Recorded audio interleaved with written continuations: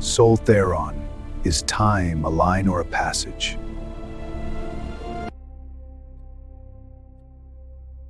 Do you think time is flowing?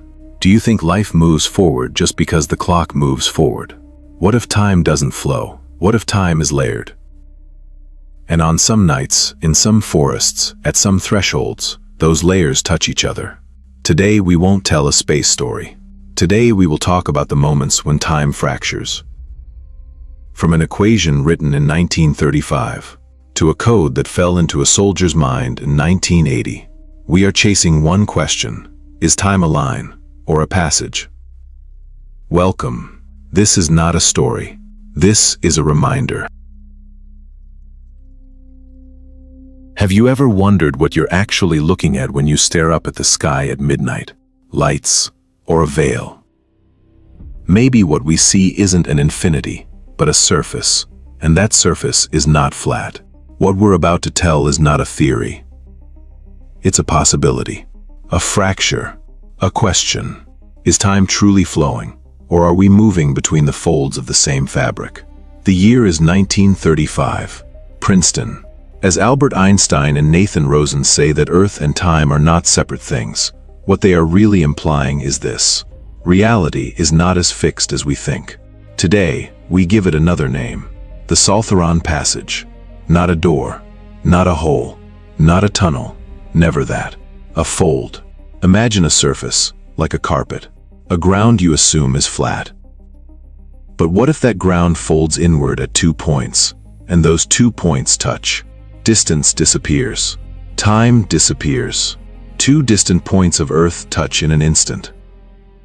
This is not a fairy tale. This is how the fabric behaves. If Earth and time are 2 faces of the same fabric, then we must also accept that the fabric can bend. But is that bending only in mathematics, or did someone truly see that fold? England, 1980, Rendlesham Forest, a military patrol.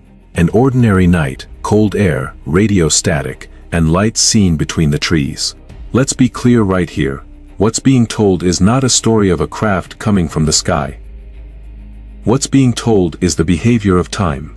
As the soldiers move closer to the lights, they say the air changes. A feeling of static electricity, hair rising, sounds getting muffled, and the strangest thing, everything slowing down. For a moment, they say they felt time becoming thicker. Can time become thick? If we're talking about fabric, yes. Just behind the trees, a black triangular structure is seen, around 2 meters high, matte, non-reflective. One of the soldiers approaches, touches its surface, and that's where it changes. Because according to what's described, that touch is not contact. It's a download. A stream of information into his mind. The next day, he fills pages with ones and zeros, without knowing what they mean. Years later, when it's decoded, the message that appears is this: the exploration of humanity continues for planetary advancement. And the last line, origin year 8010. At this point there are only 2 options: either this is fiction, or this is a fracture. 8100. Is it a date, or a reference point? If the Tharon Passage is a fold in the fabric, could what comes through that fold be not a distant place, but a different time? We are not claiming. We are only asking. And the same model repeats in another case. 1977, Chile, Desert. Corporal Armando Valdez and his unit on watch. A violet light comes down to the ground. Valdez approaches alone and vanishes right in front of their eyes. For the soldiers it's 15 minutes. When Valdez returns, there is 5 days of beard on his face. The date on his watch is 5 days ahead. Is this psychological trauma, a collective hallucination? Maybe. But think about this. If there is a fold in the fabric, then inside that fold, 15 minutes and 5 days may not be the same thing. Does time flow equally everywhere, or does it thin in some regions and densify in others?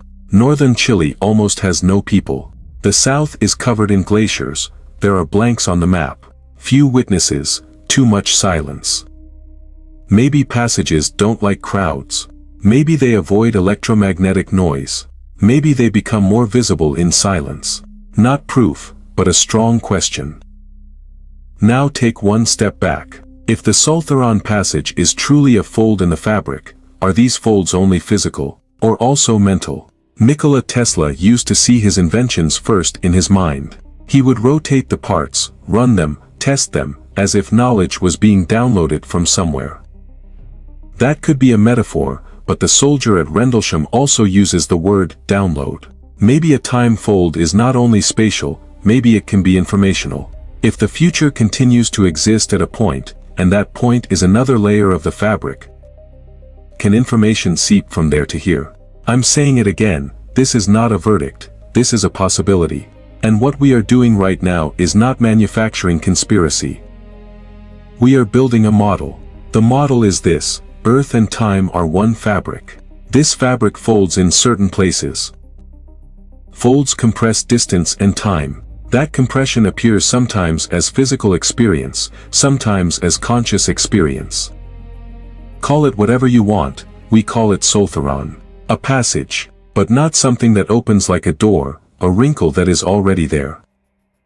And maybe the most unsettling question is this: if some contacts come from the future, why do they come back? The soldier from Rendlesham says that in his dreams he saw this. We have to return to fix something. Is that the subconscious, or is another face of the fabric speaking? Now stop, take a deep breath. If time is not truly a straight line, if past, present, and future are different layers of the same surface, which layer are we on right now? And more importantly, will we one day go back, to try to fix something? Maybe 8100 is not a date, maybe it's a reference point, maybe it's a warning. The Tharon passage is not a tunnel, not a physics show.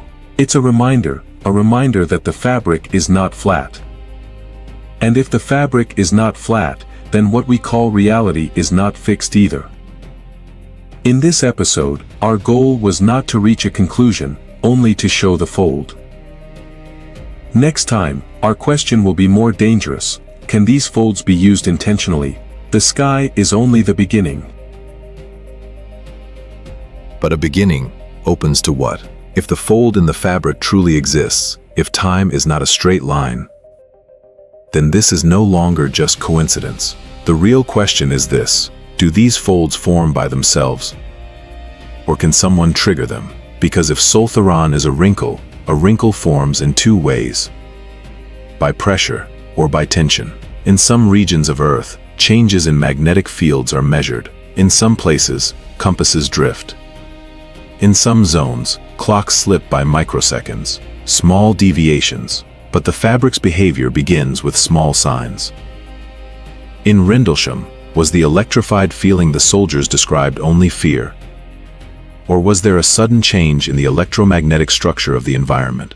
In the Chilean Desert, was the violet light only a visual phenomenon?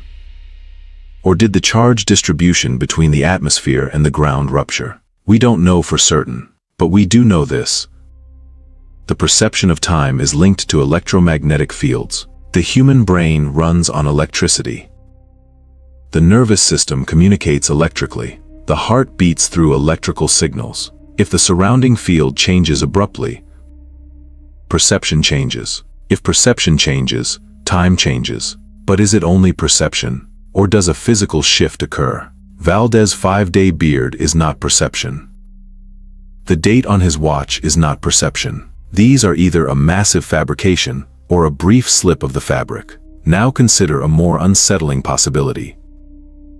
If Tharon folds form in certain areas, are those areas random, or do they share properties? Isolation, magnetic anomaly, high underground mineral density, silence. These are common points. Maybe passages don't open in crowds. Maybe they avoid vibration. Maybe they dislike dense artificial light. Maybe the fabric folds more easily in quiet places.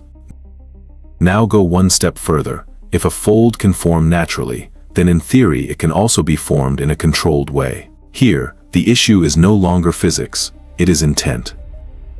Bending a fabric requires energy, but energy is not only explosive force. Charge difference is energy. Tension is energy. Vibration is energy. Even thought is electrical activity.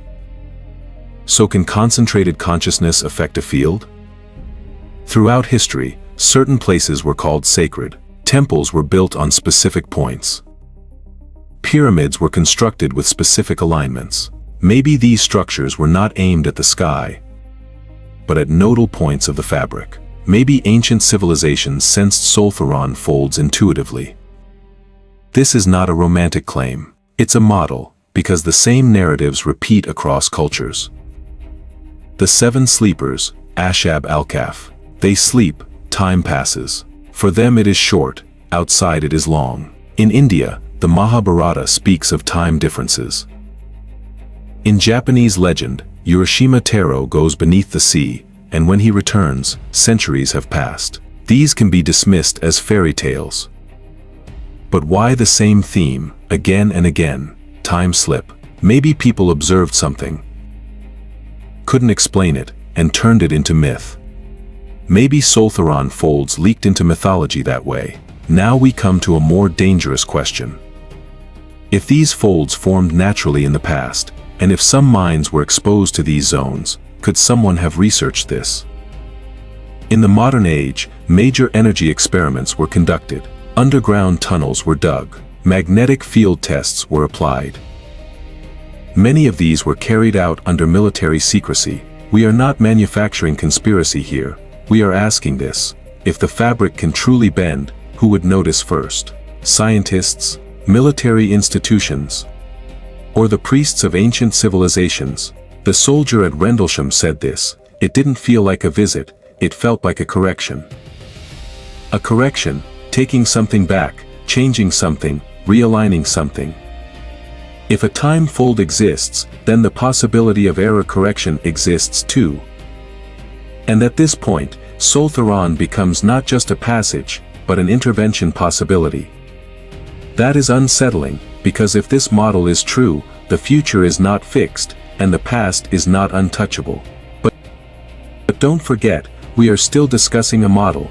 We are not presenting proof. We are not claiming certainty. We are only saying this: Earth and time are one fabric. In this fabric, folds may exist. Some events point toward these folds. Whether these folds can be used intentionally is still unanswered, and maybe the real question is this: are they being used? Maybe small interventions already happened. Maybe certain technological leaps were not pure coincidence. Maybe some disasters were prevented. Or maybe there is nothing, and we are only searching for meaning. But we cannot deny this: our experiences of time are not equal everywhere. Some moments stretch, some moments shrink. In some regions, people report missing time. Maybe not all of it is mental. Maybe the fabric truly thins in places. The Tharon passage is not something that opens like a door, not a threshold, not a tunnel. It is a tension point. And where there is tension, there is potential for motion. At the beginning of the episode, we said this: our aim is not to reach a conclusion. It is to show the fold. Now we've seen the fold. The next step will be harder. If folds interact with consciousness, where does the human mind sit in this model? In episode 2, this will be our question. Is the passage only spatial, or also mental?